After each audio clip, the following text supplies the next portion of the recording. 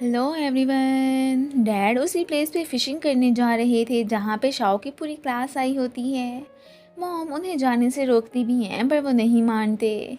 लिन इससे बात करना चाहता था पर वो सुनती ही नहीं। इसी दौरान इनका नेकलेस नीचे गिर जाता है जिस पे शाओ की नज़र पड़ ही चुकी थी। एक अंकल को स्ट्रगल करते देख के टोंगशी उनकी हेल्प करने लगती है जो कि एक्चुअली में शाओ के डैड ही थे। वो तो अपने डैड को देखती वहाँ से भाग जाती है। घर आके लिन परेशान के नेकलेस कहाँ गया, अगर वो मुझे ना मिला तो मैं टोंगशी को कैसे दूंगा।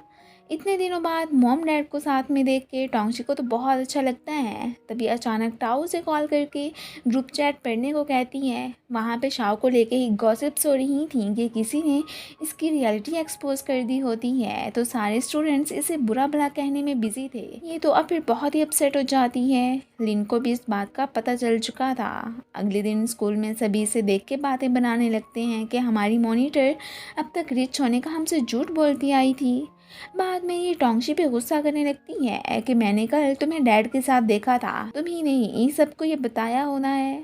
वो उसे अश्योर करवाने लगती है कि जो तुम समझ रही हो ऐसी कोई बात नहीं है, पर वो बिलीव नहीं करती एंड उसका नेकलेस ख़राब करने के लिए भाग जाती है। लिन भी उसके पीछे घर ही आ चुका था। अब यहाँ भी उसे मालूम हो जाता है कि टोंगशी के साथ आज तक जो भी बुरा करता आया था, मीन उसका लेटर ग्रुप में सेंड करना, परफॉर्मेंस वाले दिन स्कर्ट्स का गायब हो जाना, वो सारा किया धरा इसी का ही था। फिर भी लिन से शिकायत वो करने लगती है कि आखिर तुम टोंगशी को ही क्यों लाइक करते हो। लिन अब उसे यही कहता है कि वो तुमसे बहुत अलग है। माना उसने सबको अपनी आइडेंटिटी का झूठ बोला था, पर अपोलोजाइज़ करने के साथ साथ उसने कभी किसी को हर्ट भी तो नहीं किया ना। और तुम्हारे डैड ने किसी अंकल को ही फॉर्म का बताया था, सो स्टूडेंट्स ने सुन के चैटिंग करना स्टार्ट कर दी। वो काम टोंगशी का नहीं था, वो तो इसे अपना नेकलेस भी ले लेता है।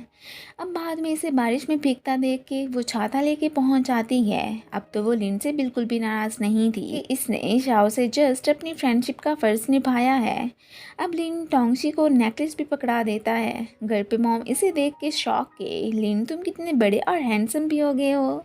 उनकी मुलाकात काफ़ी अरसे बाद जो हुई थी। अभी ये दोनों बैठे ही होते हैं कि तभी अचानक सर इसे कॉल करके शाओ को ढूंढने के लिए कहते हैं कि वो घर छोड़ के चली गई है।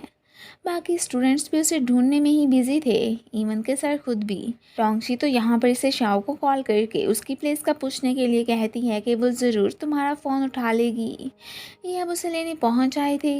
अब यहाँ पे टोंगशी ने लिन को भेज ही दिया था। ये अब उस पर गुस्सा करने लगती है कि यहाँ पे अब तुम क्या करने आई हो। तुम्हारी लाइफ तो एकदम परफेक्ट है ना, मेरी टेंशन्स का तुम्हें क्या पता। ये अब उसे यही कहने लगी थी कि तुम मेरे बारे में जैसा सोच रही हो ऐसा कुछ नहीं है, लेकिन फिर भी दोनों में फाइट स्टार्ट हो जाती है। इधर ये तो यही समझ रहे थे कि वो एजुकेटेड और अच्छी गर्ल्स हैं, आपस में फ़ाइट तो बिल्कुल नहीं करेंगी। और इनका तो वो लड़ लड़ के बुरा हाल हो जाता है। आखिरकार ये थक की गई थी। शाह को गुस्सा था कि इसके पास केयरिंग पर्सन लिन है और मेरे पास कोई नहीं। टोंगशी उसे टेंशन ना लेने को कहती है कि तुम्हें भी बहुत ही अच्छा इंसान मिलेगा। बाकी रही मेरी परफेक्ट लाइफ की बात, तो ऐसा कुछ नहीं है। मैं भी एक दिन मॉम से लड़ाई करके घर से भाग गई थी। अब फाइनली इनकी सुलह हो ही जाती है। अब जब ये तीनों इनके उड़े बाल देखते हैं तो फिर उनकी शक्लें देखने वाली थीं। खैर शाओ ने अभी भी घर जाने का नहीं सोचा था। मॉम खुद ही उसे लेने पहुंच आती हैं। अब साथ में उसके लिए काफ़ी फिक्रमंद भी दिखाई दे रही थी। अब तो फिर शाओ बहुत सोच समझ के उनके साथ चली ही जाती है। अगले दिन टीचर फ्यूचर के लिए सबको बेस्ट ऑफ लक कहते हैं, क्योंकि न्यू सेमेस्टर में सभी डिफरेंट स्ट्रीम्स चूज़ करके और क्लासेस में जो जाने वाले थे।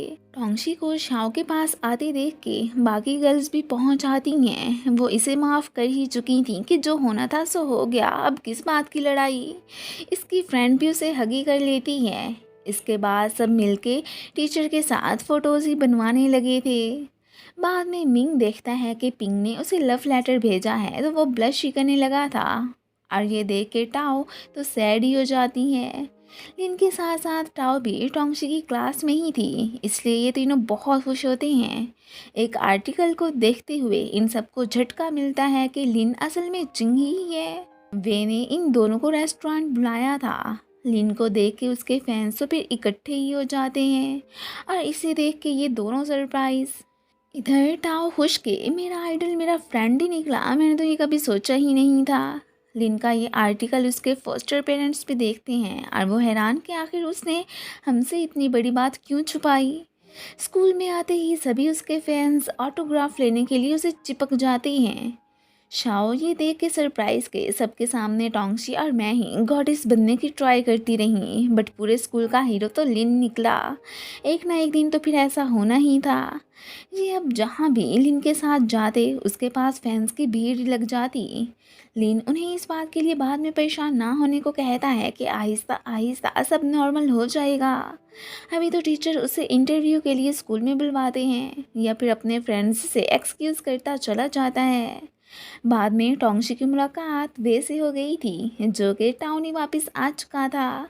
अब उसे इस प्लेस से कोई भी शिकायत बाकी नहीं रही थी। टोंगशी तो ये जान के खुश हो जाती है वे कि ये नेचर अपने इन्हीं फ्रेंड्स की बदौलत ही चेंज हुई थी।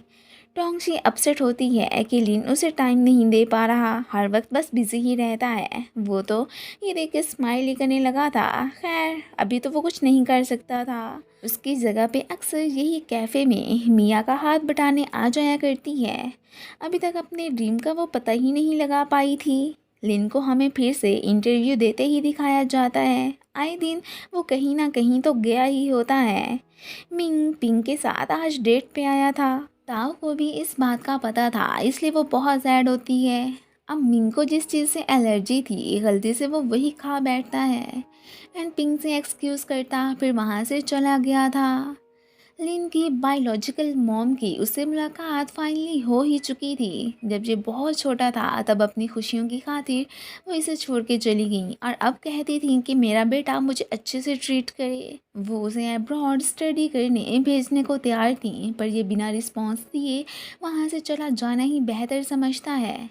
इसे कैफ़े में परेशान देख के टोंगशी कह ही देती है कि अगर तुम मिंग को लाइक करती हो तो उसे बता ही दो, इसमें छुपाने वाली बात क्या है।